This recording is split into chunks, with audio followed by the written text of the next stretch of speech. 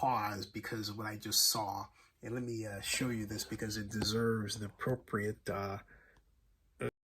yeah, there we go. It won't let me switch. There, okay. Van Jones and Kim Kardashian. I mean, a nice couple. You'd pull it off.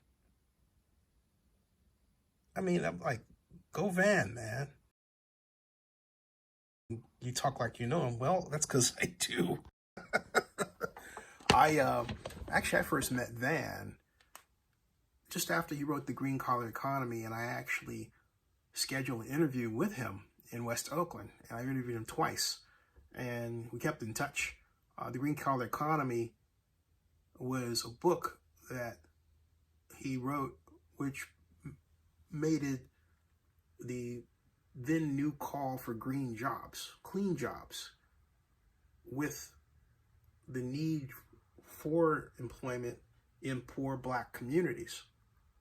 That hadn't been done before. And the book, a bestseller, basically got him a position in the Obama White House. Unfortunately, he didn't last long, and for reasons that I thought he could have escaped, but that's another story. But he, after, a few years out of the game, as they say, landed nicely and on CNN. And then just by the time I ran into him at the CNN grill party at the 2012 Democratic National Convention, Van was on his way to full-fledged stardom. And I say that for one particular reason. When he gave me his new number, he said, "Don't give that out to anybody." And I'm thinking, well, you didn't say that to me about your last number, man. Too funny. But Van's been through a lot. He's got kids from his first marriage and a divorce that was undoubtedly tough on him.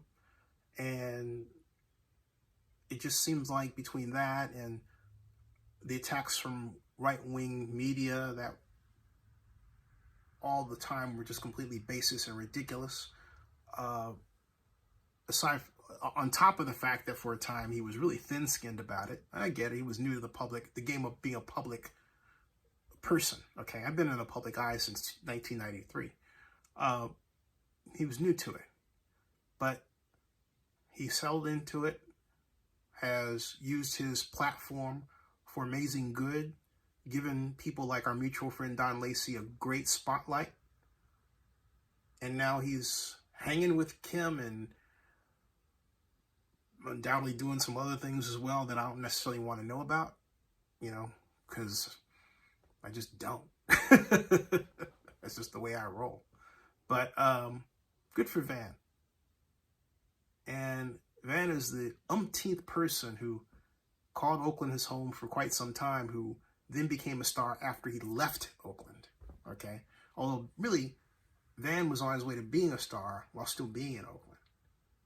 But there's something about Oakland where people have to leave Oakland in order to achieve stardom. Not that they have to, but they do. It's true for him.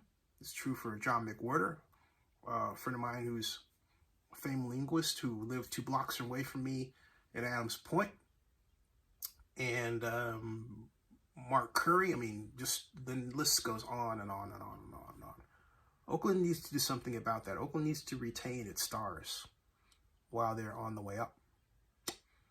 Subscribe to Zenny62 and bookmark oaklandnewsnow.com and go Van!